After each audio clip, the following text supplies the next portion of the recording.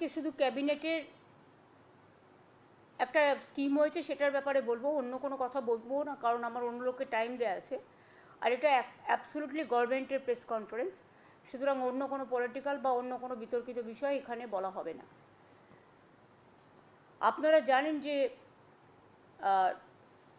বিভিন্ন রাজ্যে যেখানে ডাবল ইঞ্জিন সরকার আছে সেখানে বাংলা ভাষা ও বাঙালি পরিচয়ের ওপরে পরিকল্পিতভাবে আক্রমণ চালানো হচ্ছে।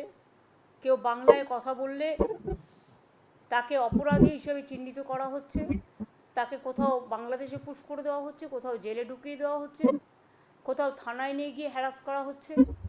এবং বাংলা ভাষার কথা বলার জন্য এখনও পর্যন্ত হেনস্থার শিকার হয়েছে প্রায় 22 লক্ষ পরিযায়ী শ্রমিক ও তাদের পরিবার, এদের মধ্যে ম্যাক্সিমাম।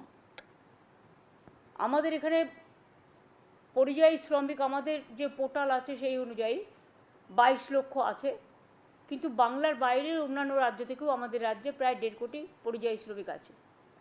কিন্তু আমি এটা বলবো শুধুমাত্র যারা ফিরে আসছেন এবং বাংলার পরিযায়ী শ্রমিক যারা বিভিন্ন রাজ্যে কাজ করেন, তারা যারা ফিরে আসছেন অসহায় অবস্থা, অত্যাচারিত হয়ে, ভাষা সন্ত্রাসকে কেন্দ্র করে তাদের অপরাধী তকমা দেওয়া হচ্ছে, বাংলা ভাষায় কথা বলা যেন অপরাধ। কাজে এটা নিয়ে আমরা একটা সিদ্ধান্ত নিয়েছি যে বাংলায় যে সকল পরিযায়ী শ্রমিক বাংলার বাইরে কাজ করছে তাদের বাড়ি ফিরিয়ে এনে, এবং তারা যদি নিজেরাও চলে আসে, যারা আসতে পারবে, যারা আসতে চায়, তাদের পুনর্বাসনের জন্য আমরা একটা পরিকল্পনা গঠন করেছি। এই পরিকল্পনাটার আমরা নাম দিয়েছি শ্রমশ্রী, নতুন পরিকল্পনা।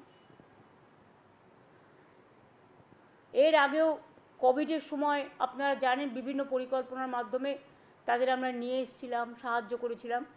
সেগুলো যেমন প্রচেষ্টা, পরিযায়ী সহায়তা, সমর্থন, স্নেহের পরশ, নানান প্রকল্প আমরা চালু করেছিলাম। সারা দেশের অন্যান্য প্রদেশের লক্ষ লক্ষ মানুষকে আমরা বাংলায় সম্মানের সাথে রাখি, কিন্তু বাংলার মানুষ, এমনকি অন্ধ্রপ্রদেশে আমি শুনলাম কালকে একজনকে খুন করে তার ডেড বডিটা পর্যন্ত দিতে দেওয়া হয়নি। প্রতিদিন এই জিনিস চলছে সারা ভারতবর্ষ জুড়ে।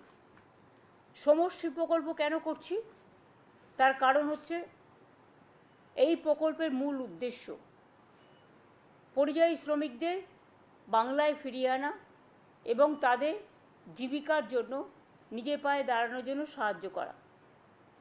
যারা ফিরে আসবেন এককালীন ভ্রমণ সহায়তা সহ আমরা 5,000 টাকা দেব।